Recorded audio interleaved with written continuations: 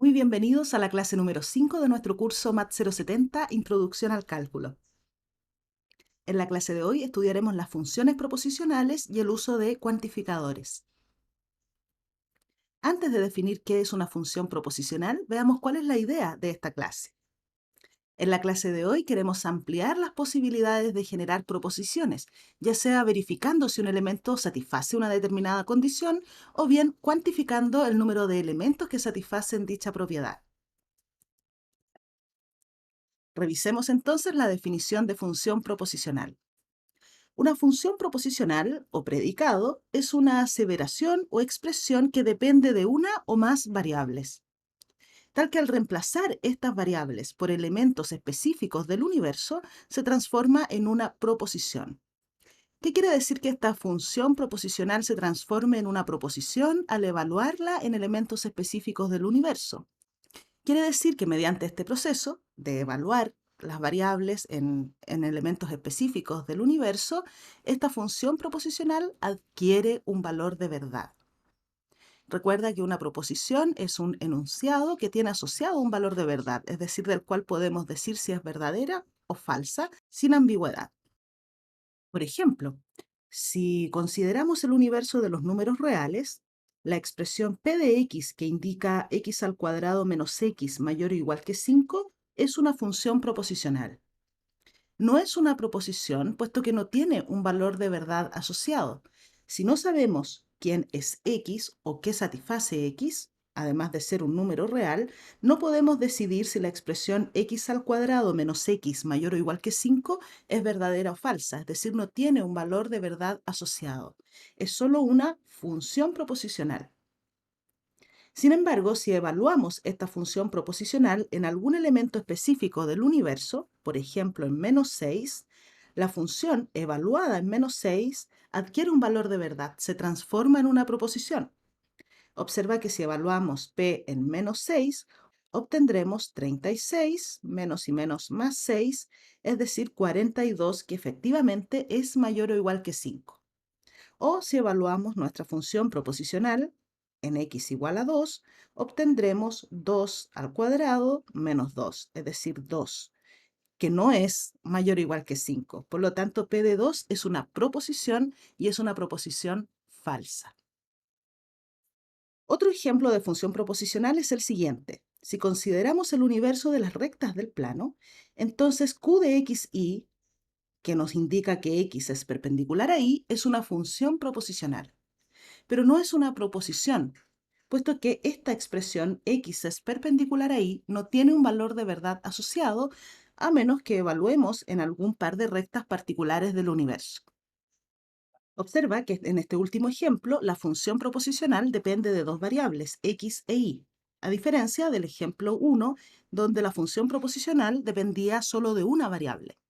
Las funciones proposicionales en general pueden depender de una o más variables. Y otra manera de transformar una función proposicional en una proposición es cuantificar sus variables, es decir, indicando, entre comillas, el número de elementos del universo que satisfacen cierta propiedad. Para eso usaremos los siguientes cuantificadores. Primero, el cuantificador existencial. Se lee existe o existe al menos un.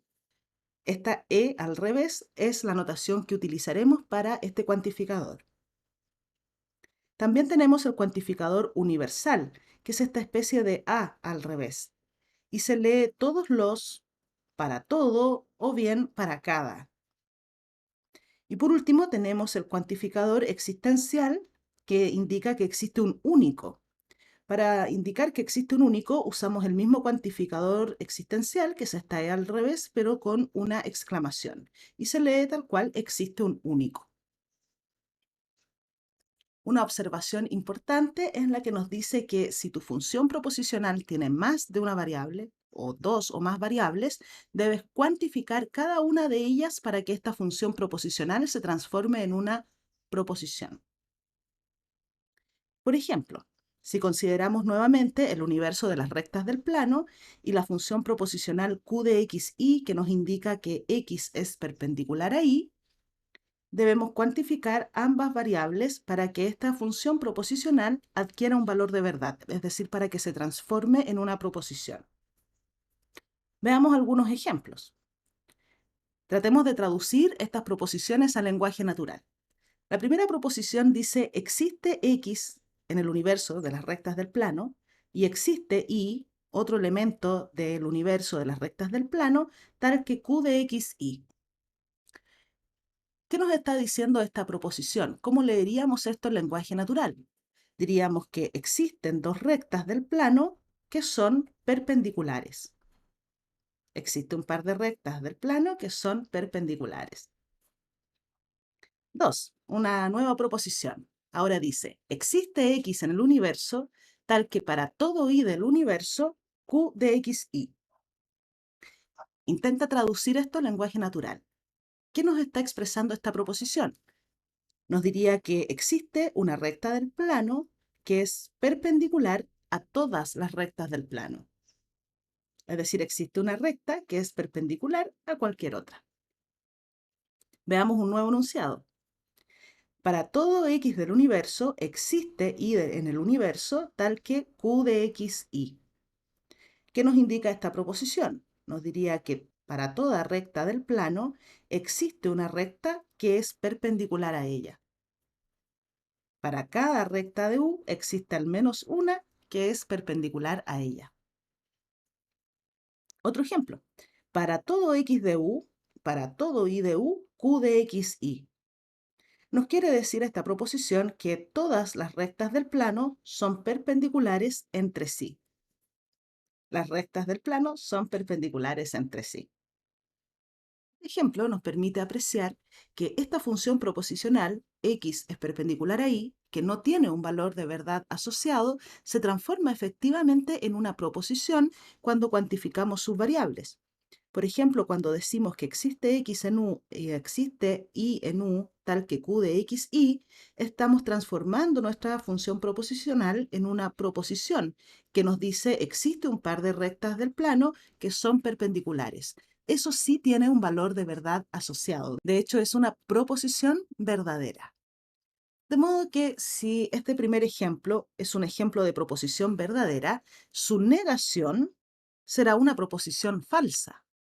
¿Qué debiera indicarnos la negación de esta proposición?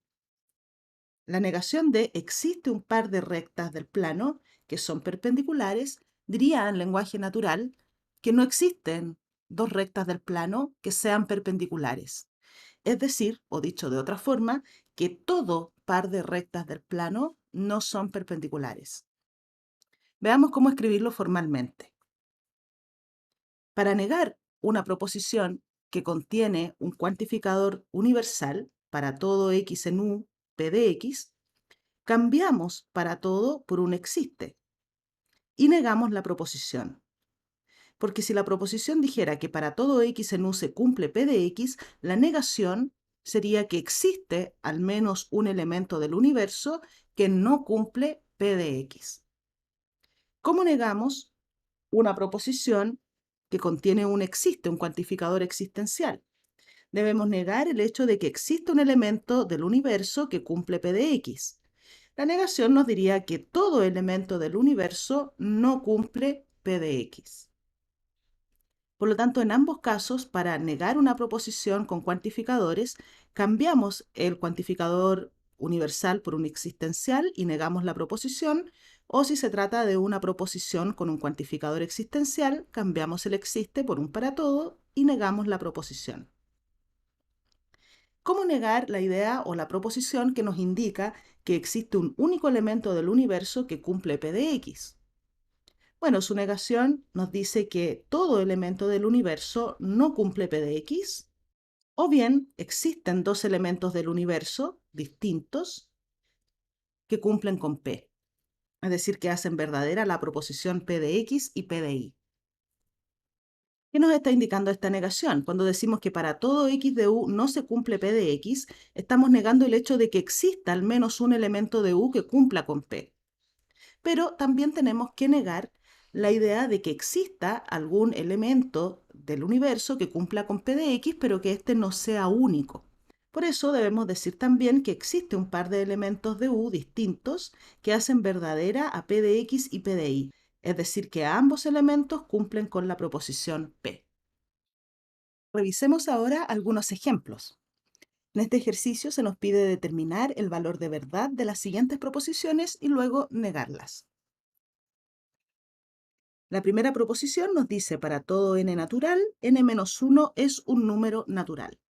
Entonces, en el primer problema tenemos la proposición para todo n natural, n-1 es un número natural. La proposición es falsa.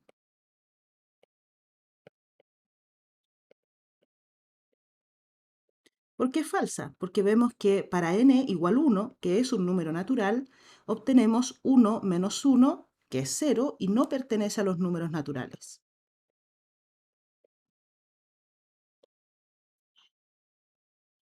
Entonces, para n igual 1, n menos 1 es 0, que no pertenece al conjunto de los números naturales. Veamos ahora la negación de esta proposición. Queremos negar para todo n natural, n menos 1 pertenece a los naturales. Esta proposición es lógicamente equivalente a existe un número natural n, ¿cierto? Cambiamos el para todo por un existe, tal que no n-1 es un número natural. Negamos esa proposición, tal como se nos indica aquí, ¿no? Cambiamos el para todo por un existe y negamos la proposición. Ahora, la negación de n-1 es un número natural puede expresarse también de la siguiente forma. Podemos decir que existe un número natural n, tal que n-1 no pertenece al conjunto de los números naturales. Y el valor de verdad de esta proposición es verdadero. Observa que esta idea es la que utilizamos para refutar esta proposición. Vimos que efectivamente existe un número natural, el 1, que hace falsa a la proposición. Por lo tanto, nuestra proposición efectivamente es falsa y su negación verdadera. Segundo ejemplo. Ahora nos dicen, para todo A número natural y para todo B número natural, se tiene que A más B al cuadrado, o el cuadrado de A más B, es igual a la suma de los cuadrados de A y B. Esta afirmación también es falsa.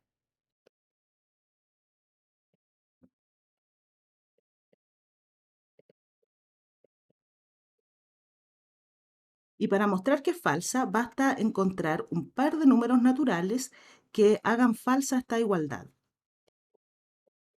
Imagina que A y B son ambos iguales a 1. ¿Qué pasa con esta igualdad? Tendríamos, por un lado, 1 más 1 al cuadrado, que sería 2 al cuadrado, es decir, 4, que es distinto de la suma de los cuadrados, que sería igual a 2. Por eso es que la afirmación es falsa, porque existe un par de números naturales que hacen falsa a esta proposición. Construyamos la negación.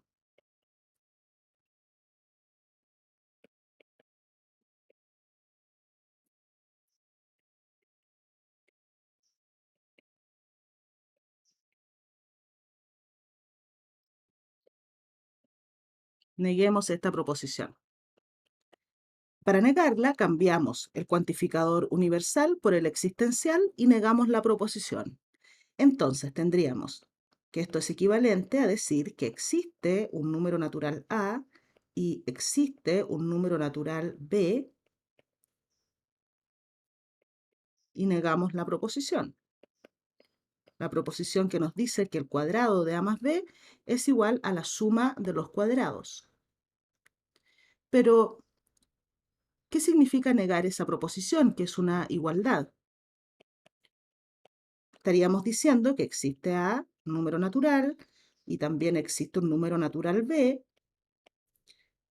tal que A más B al cuadrado no es igual a A cuadrado más B cuadrado. Eso lo podemos decir como cuadrado de A más B distinto de a cuadrado más b al cuadrado. Así tenemos nuestra negación. Y por supuesto, el valor de verdad de la negación es verdadero. Prueba de ello es el ejemplo que acabamos de dar antes. Existen un par de elementos del conjunto de los números naturales, sí, el A y B igual a 1, por ejemplo, que hacen falsa a esta igualdad, es decir, hacen verdadera esta proposición. Veamos otro ejemplo. En el ejemplo 3 nos dicen que existe un entero p tal que la expresión 4p menos 5p al cuadrado es un número natural. Tal vez a primera vista el valor de verdad de esta proposición no sea para ti tan evidente como en los ejemplos anteriores, pero observa lo siguiente. Para todo p entero, se tiene que p es menor o igual que p al cuadrado. Esta desigualdad no se cumple siempre si el conjunto universo no es el de los números enteros. Si estuviésemos en el universo de los números reales, esta desigualdad se invierte cuando p es algún elemento del intervalo 0,1. Sin embargo, como estamos dentro del conjunto de los números enteros, esta desigualdad se cumple para todo entero p. Y esta proposición es equivalente a decir que para todo entero p, 4p es menor o igual que 4p al cuadrado. Esto por las propiedades del orden. Si amplificamos por 4 en esta desigualdad, dado que 4 es un número real positivo, el sentido de la desigualdad se mantiene. Por otra parte, como 4p cuadrado es un entero positivo, también podemos asegurar que 4p cuadrado es seguro menor o igual que 5p al cuadrado. De modo que por transitividad, si 4p es menor o igual que 4p cuadrado, y a su vez 4p al cuadrado es menor o igual que 5p al cuadrado, podemos concluir que 4p es siempre menor o igual que 5p al cuadrado, lo cual es equivalente a decir que 4p menos 5p al cuadrado es siempre menor o igual que 0. Es decir, esta expresión 4p menos 5p al cuadrado es un número entero menor o igual a 0. Si es un entero menor o igual que 0, no puede pertenecer al conjunto de los números naturales. Y entonces podemos concluir que, por lo tanto, la proposición es falsa. No existe ningún entero p que haga verdadera esta proposición. Y esto es lo que debemos escribir en nuestra negación. Escribamos la negación de la proposición. Queremos negar la proposición que dice que existe al menos un entero p, tal que la expresión 4p menos 5p al cuadrado es un número natural. Veamos cómo nos queda la negación. El cuantificador existencial cambia a para todo, entonces para todo p entero no se cumple la proposición que dice que 4p menos 5p al cuadrado es un número natural. Debemos negar esta proposición. ¿Cuál sería la negación de la proposición?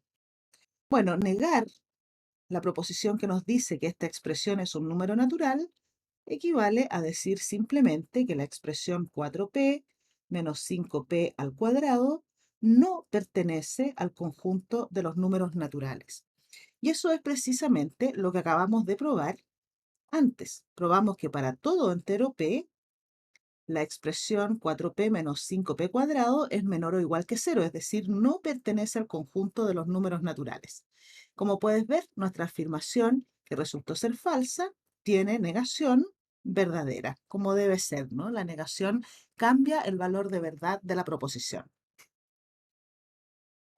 Veamos un cuarto ejemplo.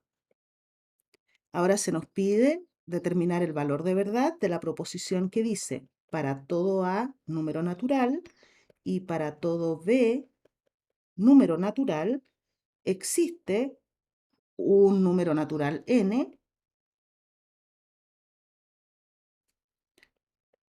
tal que la potencia enésima de A más B es igual a la suma de potencias enésimas de A y B. ¿Cuál es el valor de verdad de esta proposición? Observa que ahora hay tres variables que están cuantificadas: A y B, que son números naturales, y n, el exponente, que también es un número natural. La afirmación es verdadera, puesto que cualquiera sean A y B, existe un exponente n que hace verdadera la igualdad, n igual 1.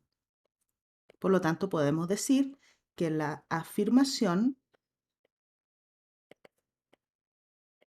es verdadera. Esto porque para todo A y B natural se tiene que A más B elevado a 1 es igual a A elevado a 1 más B elevado a 1. Es decir, existe para todo A y para todo B un número natural n que hace verdadera la igualdad. Veamos ahora la negación de esta proposición.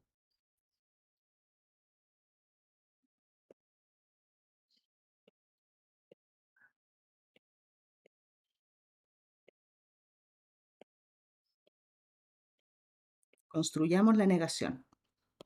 Reescribimos de manera equivalente, cambiando los para todos por existe, es decir, existe un número natural A y existe un número natural B, tal que para todo n natural no se cumple esta igualdad. Es decir, escribamos de inmediato lo que sería la negación. La potencia enésima de A más B es distinto de A a la n más B a la n. Y esta afirmación, por supuesto, que es falsa, puesto que para todo A y B natural existe un exponente al menos que hace verdadera la igualdad. Ese número natural es n igual 1. Por lo tanto, la negación de nuestra proposición original, por supuesto, es falsa. Revisemos un último ejercicio. En este problema se nos entrega el conjunto A, que contiene tres elementos, 1, 2 y 3, y se nos pide determinar el valor de verdad de la proposición para todo x en A existe y en A, tal que x más y pertenece a A o x menos y es mayor o igual que 1. Luego nos piden negar esta proposición. Veamos, la proposición nos dice, para todo x de A existe un elemento y de A, tal que x más y está en A o x menos y es mayor o igual que 1. Para que esta proposición sea verdadera, para cada uno de los elementos de A, para cada uno de sus elementos, debe existir un elemento también del mismo conjunto que haga verdadera a esta proposición que es un O. Es decir, debe ser verdadera a una o bien a ambas proposiciones. Veamos si eso pasa para todo x de A. Si encontramos un x en A para el cual ambas proposiciones son falsas, el valor de verdad de nuestra proposición será falso. Veamos, tenemos que averiguar qué pasa con cada uno de los elementos del conjunto. Entonces partamos con x igual 1. Necesitamos determinar si para x igual 1 existe un elemento del mismo conjunto que haga verdadera alguna de estas dos proposiciones. La verdad es que sí. Para x igual 1 podemos decir que existe otro elemento y, el mismo 1, tal que x más y, en este caso sería 1 y 1 que suman 2, es un elemento del conjunto A. 2 también está dentro de A. Por lo tanto, para x igual 1, encontramos otro elemento del conjunto, el mismo, que hace verdadera a la primera proposición. Y si la primera proposición es verdadera para x igual 1, este o, esta proposición compuesta, es verdadera. Por lo tanto, podemos decir que la proposición es verdadera para x igual a 1. Pero debemos probar, si queremos probar que esto es efectivamente una proposición verdadera, que ella lo es no solo para el 1, sino que para cada uno de los elementos del conjunto. Entonces examinemos qué pasa con x igual 2. La pregunta es si existe para x igual 2 algún elemento del conjunto A que haga verdadera a una de estas proposiciones. Yo diría que para x igual 2 existe igual 1 nuevamente, que cumple con lo siguiente. Si tú sumas x e y, obtendremos en este caso 3. Y 3 pertenece a, es un elemento del conjunto. Por lo tanto, para x igual 2 existe y igual 1 que hace verdadera la primera proposición de esta proposición compuesta que es un o. Entonces, en este caso, x más y sería 3 que pertenece a. Y por lo tanto, la proposición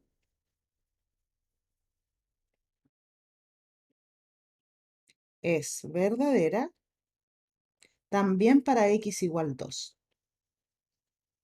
Pero eso no es suficiente para que nuestra proposición sea verdadera. Debe cumplirse esto para todos y cada uno de los elementos del conjunto A.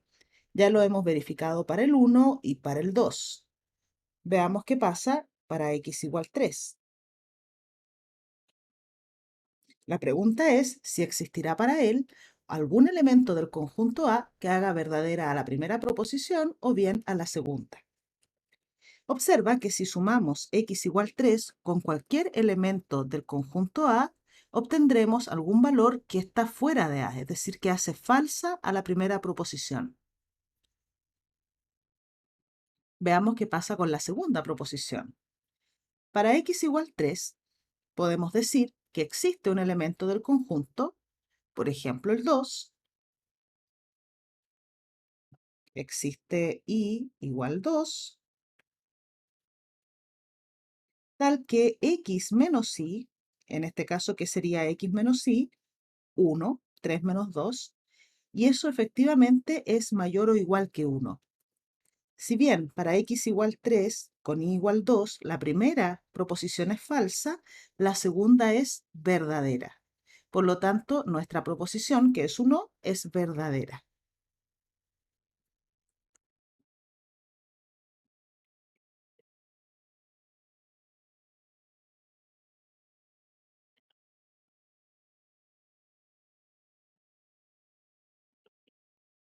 Es verdadera también para x igual 3.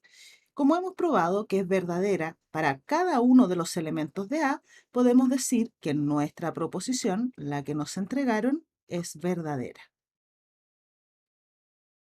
Entonces, en conclusión,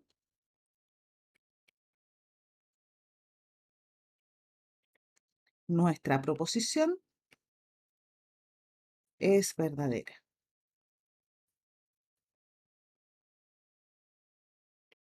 Ahora, debemos escribir la negación de esta proposición. Veamos cómo quedaría eso.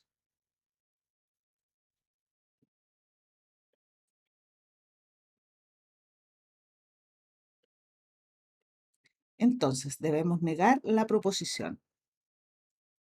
Y recordamos que para negar una proposición que contiene cuantificadores, debemos cambiar los para todos por existe y los existe por para todos y luego negar la proposición. En este caso tendríamos existe x en A, tal que para todo y de A no se cumple nuestra proposición. Necesitamos negar esta proposición.